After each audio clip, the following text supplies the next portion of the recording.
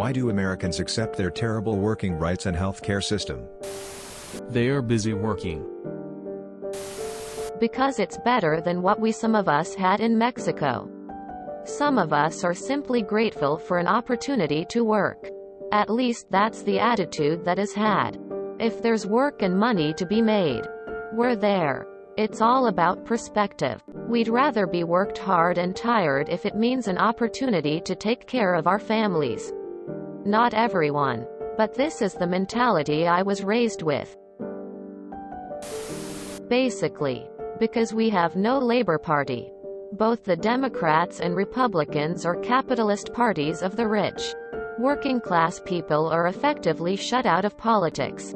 And thus they have to accept long hours, terrible health care, etc. Unfortunately, the left in this country just can't figure out that the Democrats are a dead end. We get the same lesson over and over but never quite learn it. It's quite depressing, honestly. Dear Op. PLZ, come to the USA. It should be relatively cheap to come visit a bit. You're close to Boston, NYC, Washington, D.C. You can see for yourself, but I'll just say it's different for various workers depending on what you do. Many of us would love to have you. We're very friendly like. Cheers. Because there are far too many of us. And far too much geographical distance between us to ever be able to mobilize in any productive way. Plus, there's the complicated interplay of federal law with the laws of 50 individual states. Because we can't protest safely. We can't take off work to go to a protest without losing our job or a day's pay. Even at the protests, cops use chemical weapons and rubber bullets on us. People got disappeared by unidentifiable people in riot gear and unmarked vans. If we get caught doing something prosecutable, we go to prison like 1% of our population. Because they think that they'll be part of the top 10% one day. So they keep supporting a system that systematically keeps them down. Because back in 1976 they made it so we lost control of who made it on to the ballots. Now we must choose between multiple worthless politicians that serve only large corporations' interests and not the people's. U.S. healthcare is ridiculous. I'm 53 years old, and 20 years ago when I had a PPO and it would cost me a $20 copay to go to my doctor. Maybe $250 for an visit. Today I work for a well-known national company that has great benefits except for the health insurance, which is an HSA with a $4,000 annual deductible, then 80/20ths co-pays for the next $2,000. It costs me $145 to see my primary care doctor and over $200 to see a specialist, and that is just employee coverage, not family. I had 3 very necessary surgeries back to back but spanned 2 plan years, and it cost me $12,000 out of pocket. 5 years ago I had a kidney stone that turned into an visit. The bill was over $4,000, and they literally ask you how you want to pay while you're in so much pain you can't think straight. Like, yay. Let me pull that $4,000 out of my ass right now. Unbelievable. 2 years later I had another one, and I literally took painkillers my daughter had rather than go to the ER. I swear I would have bought them off the street before I would pay $4,000 again. That's healthcare in America today. Sad. Don't even get me started on the Obamacare debacle penalizing people for not having health insurance. WTF? There's a lot of greed in America. It's all about the almighty dollar, and both political parties are to blame by bowing to big pharma and insurance lobbyists. It all amounts to greed and corruption of elected individuals. Edited for spelling because I was so pissed off writing this. I worked a job that had great benefits and pay. When my daughter was born very prematurely, she was in the NICU for a month. I was allowed 2 days of paternity leave. Because I had been there 11 months instead of a year. Thankfully my boss let me just take some unpaid leave for about a week. That was a really hard month. And I wasn't even concerned about paying for the medical care. People with fewer resources and more average coverage would have had to pay enormous deductibles. Then, on top of that, they wouldn't be getting paid for the time off.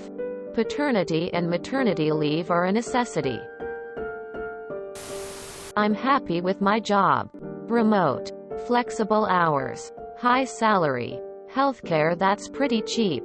HSA paid for by company. Stock in company. Month of PTO. So that's why I don't complain or anything. I feel fortunate to have what I do. There are a lot of working class people in America who have been convinced to vote against their own best interests by the Republican Party through decades of propaganda, the gutting of the public education system, regulatory capture, and heavily employing scare tactics to reinforce an unsubstantiated sense of victimhood. It's very unpleasant for the rest of us to tolerate. Years of being coached not to critically think. Rock the boat at risk of being an outcast and labeled as tinfoil hat or extremist. Corporations own this country, not the people. Didn't you know? The school system here is required or you or your parents go to jail. It brainwashes us into showing up somewhere, blindly following rules that control us and not asking any questions. If we complete this 12 years of training, employers will see the piece of paper and know that we can wake up and show up somewhere for at least 8 hours a day to work and not ask questions. An American high school diploma basically means you can show up and follow rules. We are propagandized from birth.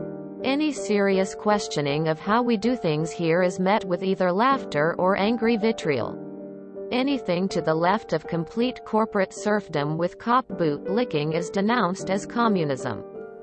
I cannot wait for my Italian citizenship to get approved. There's a multi-billion-dollar media apparatus flooded with political money keeping them complacent with it for one. But then again, their electoral system is also broken by both shadowy campaign finance and gerrymandering. So that basically just leaves them with the option of pushing for it in the streets, where the police shoot at them. Because Republicans, majority of people want these things to change. But our political system is absolutely fucked. Because we have politicians that convince an overwhelming amount of our population that these sorts of things would be bad for us. America. We have this built-in, we're number one sort of mentality, which is good on some levels. We should have pride in our country, and bad in other ways. We like to look at other countries and critique what they do wrong. But we don't seem to want to look at other countries and see what they're doing right. Like being the only country not using the metric system. We are very set in our ways. We're a very stubborn nation. Because people have been ingrained to believe that America is the absolute best country on earth. And therefore, there is nothing better. I also think a lot of them don't realize how other countries operate and that it's pretty normal to have things like parental care, free college, free healthcare, and that it costs a lot less than they think. If you enjoyed this video, please check out our playlists full of similar content. Epicaricast is like doom scrolling for your ears. Please like, share, and subscribe.